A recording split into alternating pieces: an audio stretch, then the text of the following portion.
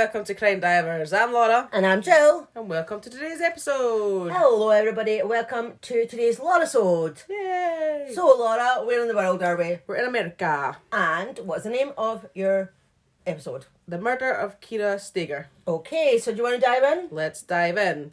So Kira Steger was born on the 9th of November 1982 in Des Plaines, Illinois. She was the daughter of Marcy and Jay Steger. She was described as lively and, she was very dedicated to everything she did, and she was just a very, very sweet girl. Mm-hmm. So it was now 2013, and Kira was employed as a store clerk at a clothing store in the Mall of America. She had worked, she actually worked at two places at the same time, so she must have had jobs in both these two shops. So one of them was called Wet Seal, and the other one was called Delia's, which I'd never heard of either of those, so I had to look them up. Which, we're not American. Well, no, but I mean, obviously, Wet Seal is it's obviously like a clothing store, right, as is Delia's. But I do know that Delia's went bankrupt in 2014 and is now known under the brand Doll's Kill, which is an online retailer. Okay. So, I don't know, but I never heard of it. Well, dolls are horrible and creepy, so maybe that's why it's called that. Maybe, I don't know. But anyway, Kira loved her job. She was very reliable and she never missed a shift. Mm-hmm.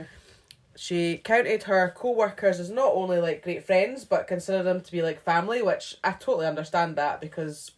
Yeah, because you're with them all the time, you get close to them. Well, that's it. I mean, I work in a shop and, I obviously spend a lot of time with my colleagues, so we do end up talking about a lot of our personal lives and what's going on in it, and like, they give you advice, or, I mean, you can blow off steam at them and like rage about stuff, and they're always there to listen, so I totally get it. Some of my best friends in the past have been co-workers, would go out for lunch, go out drinking after work, and that's it.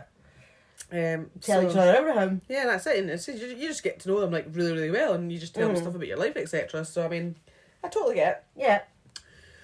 Yeah. Excuse me. So on Thursday, the 21st of February, 2013, Kira was due in for her shift at work. So as she never missed a shift, everyone expected her as normal, which she did. She turned up for her shift, totally normal. Our colleagues knew that she was in good spirits, as she had planned to go to a nice restaurant with her husband after her shift. So she was obviously coming in and doing her shift at work, and then she was going to be heading off for a nice meal afterwards. So of course she was telling them all about it. Mm-hmm. Looking forward to it. So Kira and her husband Jeffrey Trevino had met 3 years earlier. So they had hit it off instantly, and they actually ended up getting married quite quick. Mm-hmm. Obviously they seemed like a fairly happy couple. Like most couples, they had the odd argument, but never really, like, in public. They kept that behind closed doors. So 2 days later, after the shift she turned up for, and she was obviously going out for some tea and stuff, Kira was due in for another shift. And as I said, she was very reliable, so again, our colleagues expected her in as normal. No doubt she'd be telling them all about her dinner with Jeffrey 2 nights previous. Laura's still suffering with her cough from having COVID, so no, she was just taking a drink. It's fine until I start talking. Well, you have to talk. Well, no, exactly. I have to tell my episode. So they obviously expect her to be in, telling them all about her dinner and her night with Jeffrey. But she didn't show up. And of course, straight away, our colleagues were concerned, And they were actually probably, I think they were a bit surprised as well, because, as I said, she was so reliable that she was always on time, so she was never late, so they didn't even, they thought, maybe she's just being late, but they were obviously concerned about that as well, because she was never late. She was very strict on herself, especially on her timekeeping, and she would actually hate it when someone else was late. Right. And I say, so, because she turned up to every shift and always on time, so of course our colleagues tried to contact her, but couldn't get a hold of her. So naturally, Jeffrey, who was her next of kin, they phoned him. And they did actually get hold of him, and he said that he had no idea where his wife had gone. But what baffles me a bit is what Jeffrey says next. He said that Kira had left the house the previous morning, which to me is a red flag already. Because I'm like, previous morning. I'm like, well, that's your wife, so like. And she hasn't been back since. But he said it wasn't worrying to him because apparently Kira had a tendency to disappear for a day or two, which... okay. I mean, I'm like, right, okay. Yeah, it's a bit strange. Sorry, Piper's trying to get the microphone. So, you know, apparently she would stay at a friend's or go to a relative's place just unannounced. Really? Which, you know, that just sounds like really strange to me. And I know we're all different. Obviously, everyone's different, but when you're in a marriage, and a fairly new one, because bear in mind they've only been together for 3 years, I'm not sure at what point they got married. But, you know, to just disappear for a couple of days just isn't the norm, in my opinion. Like, I don't feel like that's something that you Not would... without saying something. Well, I mean, there's nothing wrong with going off and staying somewhere else. Yeah, she wants to go and stay with a relative or a friend, like, but you would say, like, oh, look... To me, that's common decency, sorry. Yeah. It is. I think it is. I don't think, like, if No you're... offence to anybody who does that, I just think it's decency to let your husband... I mean, if it's... in other circumstances... But even your husband, like, whoever you're staying with in the house, whether Well, it be, like, if it was parents or just a flatmate... You know, anybody you'd think to say, look, I'm just going to go off and stay with so-and-so for a couple of days, I'll be back, whatever. You know, you're not telling the whole details of your plans, but you could just say... I'm not coming home. Yeah, exactly, because naturally you're going to... Well, I would worry, because I'm like, well, that's not normal, because you're normally meant to be here, so...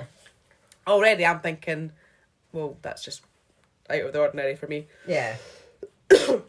So there had been some bad weather that day, as it had been snowing heavily. So Jeffrey suggested maybe something had happened to her on the way to work, like maybe her car had got stuck, maybe her mobile had ran out of battery. And he wasn't worried about it. Exactly. I mean, come on. I mean, whatever. I think I'd be more worried in that case then if it wasn't a case of, oh, I think she might have went to stay with a relative. If it was like, oh, she might have got stuck in the snow, I'd be like, well, she could have I think he was probably thinking... Obviously, because she'd left the previous morning, he's probably thinking, oh, well, she maybe went and stayed somewhere, but he was maybe thinking, oh, well, why should she not turn up to work? Because obviously... So that morning... So that morning, maybe why she's got stuck. I think that's where he was angling for. Still seems a bit readily with the excuses, though. Well, exactly. I'm not barking up the wrong tree there. You'll find out. So, Jeffrey filed a missing persons report and got in touch with Kira's family. So they were obviously surprised by her disappearance, you know, just like most people would be as well. So detectives got to work immediately, and commonly in most cases of this nature, the investigation starts with questioning the spouse. Of course, yeah. And searching the nearest surroundings. So the detectives went to see Jeffrey, and he told them that on Thursday, the couple had made plans. So that was when they went for dinner. Yeah. And they'd played 10-pin bowling afterwards, which was in the mall. Right, yeah. And then afterwards they headed straight home as Kira wanted to watch a movie, and then they went to bed. So Jeffrey said the next morning, which was the Friday morning, that Kira left the house around 8:30. He said that there was an event on at her work, so she was required to be there. And he said that everything was normal, nothing seemed off. And Jeffrey himself, he didn't actually sort of seemed phased when he said that she would disappear for a day or two and he wouldn't know where she was or who he's with. Like, he was quite calm about saying that. He's like, yeah, you know, he just disappears for a couple of days or whatever. So maybe it was the norm for them. I guess it must have been for them, but I just don't think it's the norm. No, I know, I get that, but I was just wondering if he was just saying that was the norm so that people wouldn't question why he wasn't worried, or if that really was the norm. Yeah, true. I know, because I don't actually know if that is genuinely what she did. That's just obviously what Jeffrey said that happened. So Jeffrey did admit that they were having problems for a few months, but Jeffrey said that he didn't see it as anything serious, just minor arguments that all couples had. Jeffrey was asked if he had any idea who she could have been with or where she could have been staying. And he was also asked the question, you know, could she be having an affair? Mm-hmm. But Jeffrey refused to entertain that, as he said that he'd asked Kira himself, and she'd been really angry with him for even suggesting it. Okay. And Jeffrey said, you know, he really loved Kira, you know, they were very happy, you know, so I said they were having arguments and stuff, but, you know, nothing out of the ordinary. So the detectives passed on information about Kira and her car to police patrols so that they could keep an eye out for her. So the detectives then headed to the Mall of America so that they could confirm the credibility of Jeffrey's version of events, and also see if they could find any clues to help them. So the Mall of America is apparently one of the biggest shopping malls in the world. Alright. It has 520 stores. Wow. Theme parks. Theme parks? An oceanarium, which I had to look that up because I was like, what the hell is an oceanarium? What, is that like a aquarium? But basically it's a large scale aquarium. Yeah. Movie screens, so like cinema screens, and a golf course, and basically a whole lot Wow. more. Basically a whole lot more. So there's a lot of stuff in this mall, so it's massive. So as you would expect, there's obviously going to be security cameras throughout the mall. Yeah. So knowing what time Kira had left for work on the Thursday, the detectives saw nothing unusual. Jeffrey's account was true. They had met up after Kira finished her shift, and they'd hung out at the mall. They were seen heading down to the car park and heading off. I've actually seen the CCTV footage of that. Mm-hmm. And to be fair, they're just walking along normally. Mm-hmm. I mean, they're not holding hands or anything like that. They're just walking along. Just, you know, they don't even look like they're talking, to be honest. I think they're just like walking along. Right. There were no arguments, so everything looked reasonably fine. Yeah. So days went by, and then there was no news on Kira's disappearance. Her family obviously didn't stay where she was staying, so they must be out of town somewhere. Right. So they arrived to try and help. They handed out flyers with Kira's picture on it to passers-by, and basically just tried to get as much attention on the case as possible. You know, they just tried to do everything that they could to just make sure that people were aware that this girl was missing and, you know, had anybody seen her. So police continued their inquiries, and when interviewing one of the couple's neighbours, officers saw a security camera on one of the neighbours' houses. So the camera went from side to side, so it wasn't like a still camera. Mm-hmm. So obviously rotated from side to side, so obviously covering each the angles of the house or the street or whatever. So, and you could see from one of the angles that it would cover Jeffrey and Kira's house, so you could see their house. Mm-hmm. So the police asked the homeowner to make a copy of some footage for them, as they were hoping like it might reveal some clues as to what happened to her. Right, yeah. So whilst they were waiting on that, through Kira's phone records, it did come to light that she had another man in her life. Oh, she did. She did. And that man's name was Ryan Went. And he was Kira's manager. Ah. They had been in a long and intense relationship. Oh, a long one. Apparently so. So as the search for Kira was happening, Ryan was actually travelling out of state, and apparently he was actually moving away. So police were like, was that just a coincidence, or is there more to it? Like, why is all of a sudden he's moving out of state? Moving out of town, out of town. So detectives tracked Ryan down, and he did agree to come in for questioning. Obviously, he was asked loads of questions, and he told investigators that he last contacted Kira while driving his car across South Dakota, and they had exchanged text messages, and the texts had actually been sent shortly before Kira disappeared. So they were obviously in conversation before she disappeared. Mm-hmm. So the messages had been sent just as Kira and Jeffrey were sitting down to eat. So remember, they went out on Thursday night for their meal, and Kira must have started to message Ryan. So the messages showed that Kira was becoming distant from Jeffrey, so obviously things weren't as happy as what Jeffrey was making out. Yeah. And clearly not if she was having an affair with somebody else. So police examined Ryan's phone, and from the cell towers and his credit card statements, it showed he really was out of state that night. So there was no way he could have had anything to do with Kira's disappearance, so he was actually ruled out quite quickly as a suspect. So the timestamp showed that Kira was still texting Ryan as the couple arrived home. So as Jeffrey and Kira arrived home, she was still texting Ryan. Okay. So their messages had stopped at around 11:45 p.m. And since then, there was no more activity from her phone. Right. So back to the neighbour's security cameras. Mm-hmm. It pretty much captured the whole neighbourhood. But as I told you before, there was a bit of a problem with it. It obviously was because it was rotating from side to side. You're going to miss bits. Yeah, it was quite quick. It was going backwards and forwards. So every time something was spotted, so say it was like on one side spotted, of course, you couldn't look at it for long enough because it was already going back to the other side. So remember that Jeffrey had said that after they had got home that Kira watched a film and then they went to bed. Yeah. Well, investigators noticed that just after 2 a.m, Kira's car reversed onto their drive. So it must have been parked on the street. So it reversed onto their drive. The low quality of the footage and the fact that the camera was in constant motion meant it was hard to see exactly what was going on. but the car soon drove away from the house. So obviously Jeffrey was questioned about that, and Jeffrey said it was because Kira had asked him to put fuel in the car, which to me seems crazy, as why wouldn't you have done that on your way home from your night out? Like, why would you go out at 2 a.m. to put fuel in your car? But were they in her car when they went out, or was it his car? I actually don't know that. So that could have been the reason why. True. So Jeffrey says because Kira asked to put fuel in the car, which I thought was crazy. But it was actually true. He was spotted at a petrol station, and around 3:30 in the morning, that's where he went in to fill the car up. It's a bit late though. Just a bit. But what was suspicious was that he didn't return straight home. Okay. He headed towards the highway, but it was unclear where he went next at that point.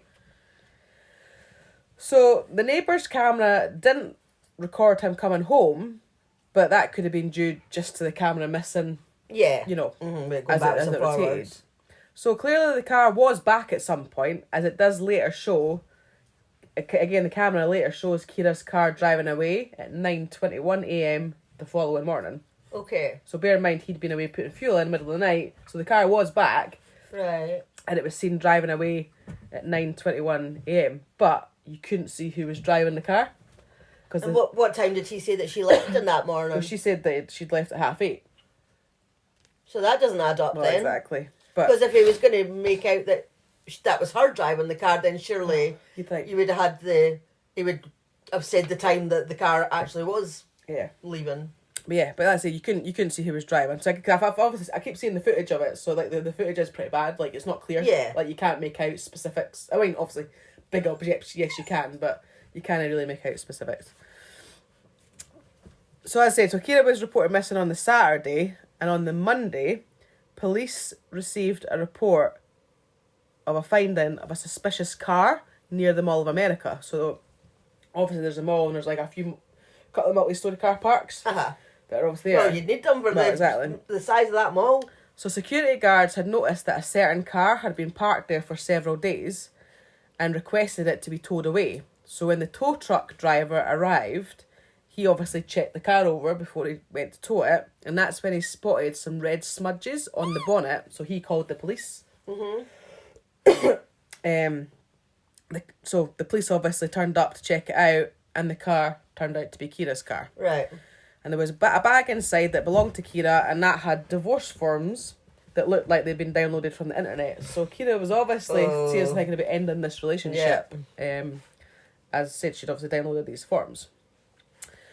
That doesn't look great though, does it? Like, no. If she's disappeared, they found her car abandoned, and there's divorce papers, that doesn't look good on the husband, does it? Exactly.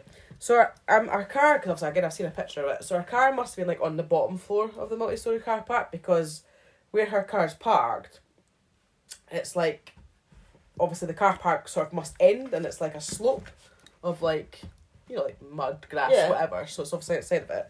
So on the so on that sort of bit, the police found a rolled up boot mat, and it was lying in the snow behind the car, let's say on a slope. It had dark coloured stains on it, and it was tested, and sadly it was confirmed to be Kira's blood. Oh. So investigators were now thinking that Kira may be dead. Right.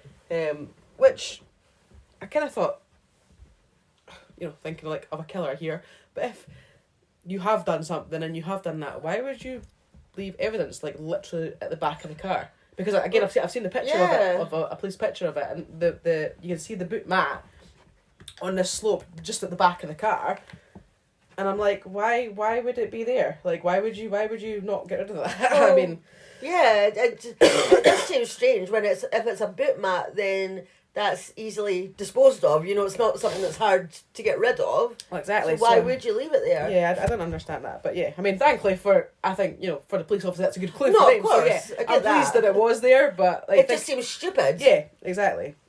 But then killers are stupid. Well, exactly there. So the obvious question was what happened to Kira? Like, where's her body potentially? I mean, because she's obviously, there's a lot of blood. So where is she? Like, what's happened? So the first thing that the police needed to find out was who had dumped the car. who had drove away from the house that morning. Mm-hmm. So about 20 minutes later, because obviously the mall's camera, like they obviously started checking it because they wanted to check. I'm sorry. Sorry, everybody. We had to just pause there for a second. We burst into laughter, which was totally inappropriate. But we have Laura's puppy Piper here, and she's been a little menace. And I was trying to control her and keep her quiet and everything. And then the next thing, she just farted when she was right near my nose, and it was just absolutely stinking.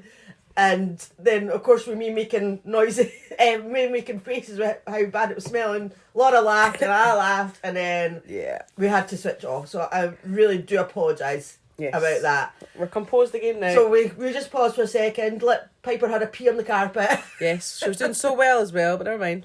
She's chewing her chew now, so I'm just going to get into it before any... We'll get back to it, okay. Scott. So I was saying, so obviously the police, looked at the cameras that showed the surrounding roads that led into the mall area, the car parks. So about 20 minutes later, the mall's camera... you got confused with what you've written. Yeah, I've totally worked up there. Well, sorry, what you did, because I've seen the CCTV, so I'll explain it better than what I've obviously written. But you actually see Kira's car approaching the mall, the multi-storey car park. So you see it coming from the surrounding roads, and you see it coming in. So then it comes into the multi-storey car park. So so basically it shows you the path that the car would come up. Like there's obviously a road up next to the multi-storey car park before they go into it. So you see that on the camera. Right. But obviously there's no cameras inside the multi-storey car park. So it's just in the lead up to it. So you see our car approaching that.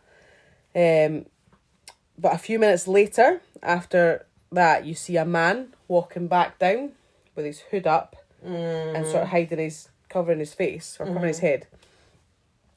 So it was fairly cold because, let's say, it had been snowing. Mm-hmm. So not odd that someone would have their hood up, but they wanted to see where he went. So they saw that he walked across the street and he walked to a taxi stand where he had a brief conversation with one of the drivers, and then he got into one of the taxis and he was driven off. So police found out which taxi company was parked there, because obviously there was quite a few of the same company. That must be where they parked to pick up people. And they got the licence plate of the taxi, and thankfully all the vehicles were fitted with GPS tracking devices. Good. So that revealed where the man was dropped off. So he was dropped off a block away from Kira and Jeffrey's house. Right. He paid cash and he got out. So the taxi was also caught on the neighbour. Remember the neighbour that's got the camera? So the taxi was caught on the neighbour's camera leaving the neighbourhood, and then a few minutes later the hooded figure appeared on the camera, and again, because of the low quality of the camera, you couldn't make out his face, but what you could see was like a logo on his hoodie, because it was obviously, I don't know if it was reflective, but you could see that it was like you could make out that it was different from his hoodie. You knew there was something on the front of it, basically. Yes. You could see that. So police kept viewing the footage, and they saw the man walk into Kira and Jeffrey's house, which made them fairly certain that the hooded man was Jeffrey. Yes. So officers secured a search warrant, and at first look inside the house, it seemed normal. But as they started looking closer, dark red stains were found in the couple's bedroom. Oh. There was a few stains on the wall beside the bed, and around 100 of them on the mattress. Oh. It was obvious that the bedroom had recently been cleaned and moved around. Sorry, my thoughts killing. I feel bad because this is the only day that we could record, because, children, work, busy lives. So this is the only day that we could record. So, as I've said, Laura's recovering from COVID, so... But I'm saying it's fine until I start talking, just because I'm talking. Well, not a great time to do a podcast then, is it? No. But I'm going to carry on. I'm going to power on. So I made her do it, so... Just bear with me. I apologise, but bear with me. So when forensics sprayed luminol, the carpet was glowing. Yeah. Which meant there was a lot of, obviously, blood stains on it, and the stains started in the bedroom and they trailed to the other side of the house. So forensics confirmed that it was Kira's blood, and that meant police were even more convinced that Kira was dead. They examined Jeffrey's car, but there was no blood found in there, but they did find a gas station receipt issued 1 hour and 40 minutes before Kira's car was left in the multi-storey car park. So detectives headed to the gas station and asked to see the CCTV footage. It showed Jeffrey filling up his car, then going inside and withdrawing money from the cash machine. The footage showed Jeffrey's face and showed that he had a hoodie on that had a logo, which looked like the logo that was seen on the man from the earlier footage. So with all the evidence now starting to stack up, 39-year-old Jeffrey Trevino was arrested. He was brought in for questioning and was now the prime suspect. He refused to talk in the interrogation. You actually see CCTV obviously after that, and he's actually phoned his lawyer or whatever. And basically, I think the lawyer advised him to just like no comment. Yeah. Anything. But the police did have enough to charge him, but finding Kira's body would obviously most likely cement his guilt. Yeah. So Kira's family and police were sure that Kira was dead, so they obviously continued to search for her body. So obviously that was February, that this happened, sort of late February. So it was now late March, and the snow has started to clear. So volunteers discovered a strange bag by the roadside at Keller Lake, which was a few miles from the couple's house. The bag contained a bloody pillow, a shirt and a bra. Forensics tested it and confirmed that it had Kira's DNA on it. The lake was still covered with ice, but divers weren't able to search parts of it. But they found no remains there. The lake was searched multiple times and even dogs were brought in, but still nothing was found. So 2.5 months later, on the 8th of May 2013, the police received a call. It was a man who was calling to say that he had seen a dead body in the Mississippi River. Oh. The body was recovered and it was naked and had to be identified by dental records. So once that was done, it was confirmed as the body of Kira Steger. Oh. After her body was examined, it showed that she had suffered blunt force trauma to her forehead and a fractured index finger on her left hand.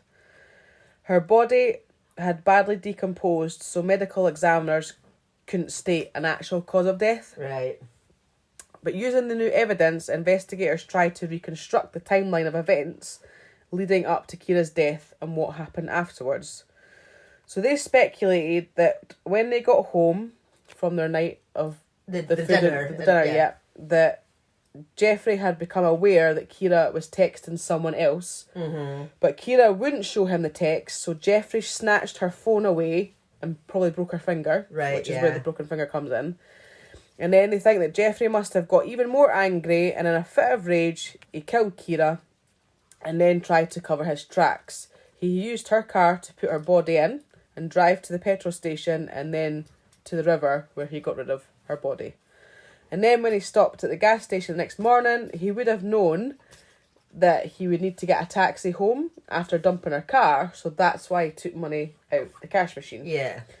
He then went home to clean the house, and basically he was trying to make it look like she had driven away herself, but thanks to the CCTV, he got caught out. And I still don't understand why he said different times to when the car had actually when he had drove the car away. When you're lying, it's not easy to keep up the truth, is it? So in October 2013, a jury convicted 39-year-old Jeffrey Trevino, and he was given a 27.5-year sentence. So he will be eligible for a parole in 2031. So, yeah, I mean, he obviously must have, I don't know if he knew about the affair, or he obviously, it was a fit of rage by the sounds of it. I think that's really what did happen. And the divorce papers could have came into it as well. Yeah, well, or he must have. I mean, I wonder if he knew about them because they were in her bag in her car that he dumped. So did he know they were there? Had he been in their bag? He might not have known until afterwards, though, when he was actually driving the car. But that's true. Because I don't know, but he's obviously seen the text, seen that she's with somebody else, and just had a fit of rage. Yeah. And that's probably. I know. I mean, I know it's not right having an affair and everything like that, but it's not worth being murdered over. You know. Well, exactly. I mean, even if he had found out about that, obviously he was annoyed about these texts. I get all that, but have an argument, have a shout about it. You don't kill somebody over it, though. No. So, I mean, Okay, there's no... well. Well, there's never an excuse for No, it anyway, of but, course not. you know, it doesn't matter what happens, you know, that... But I think that's basically what happened, is he's obviously just, you know, found out about or just been annoyed, and they've had an argument, and he's just taken it way too far, and then he's Yeah. tried to cover his tracks, which, as I said, thankfully to CCTV, was not very good. He was stupid. Told you. Killers are stupid. Exactly. But, well, suppose if you're not if you're not a serial killer, as you would call it, then you're not... You're not a professional killer. You're not a professional killer, so you're probably bound to make these mistakes. And You're just an amateur. Yeah, But yeah, I know. like, I get that you're angry, but that was obviously too far. Exactly. So, yeah. She didn't deserve to die. Definitely not. I mean, because from what I understood, I mean, she sounded like a really nice, you know, woman. You know, at this age, she was very reliable. She was just a really kind person. Yes, all right, she's had an affair, but, you know, nobody's perfect. We're all humans. People make mistakes. Exactly. and- But she didn't deserve to lose her life Of over course, it. that's what I'm saying. Like, you know, people make mistakes, but they don't deserve to be murdered over them. No, definitely not. So- And then I just wonder whether they got married a bit too quick. You know, 3 Yeah. years together, got married, and then she's already having an affair. Not really ideal.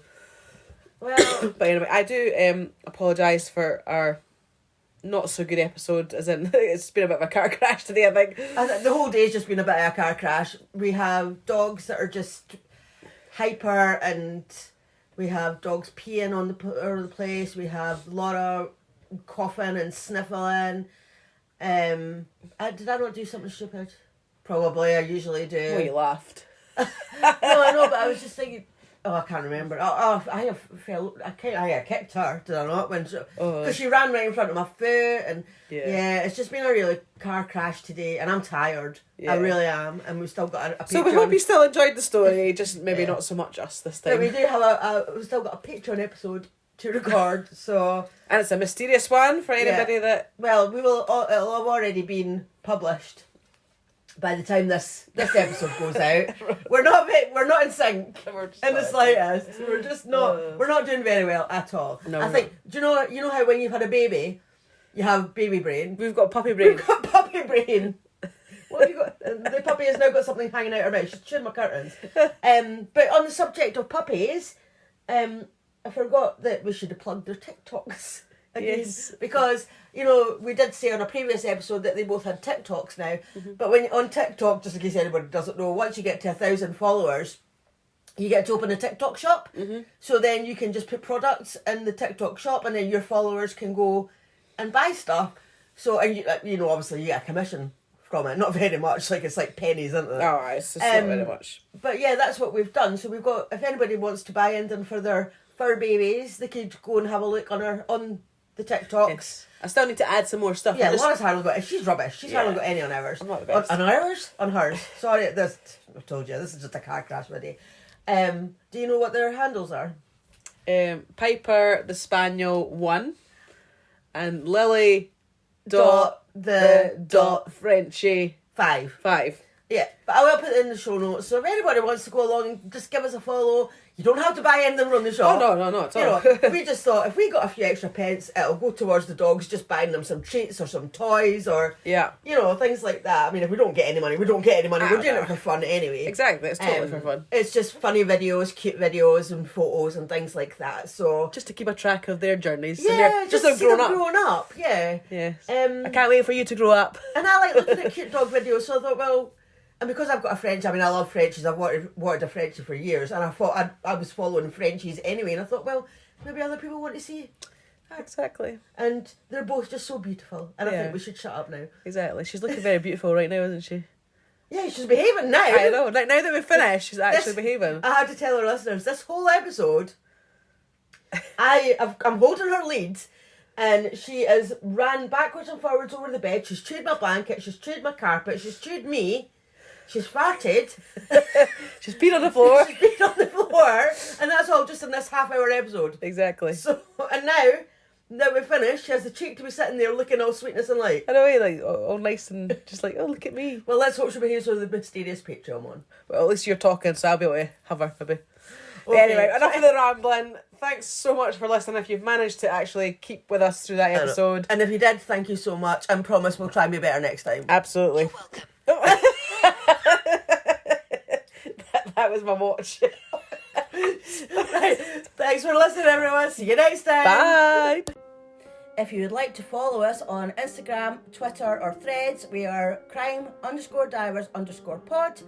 We are on Facebook, TikTok and YouTube, and it's Crime Divers Podcast. Our email is crime_divers_pod@outlook.com. Our website is crimedivers.co.uk.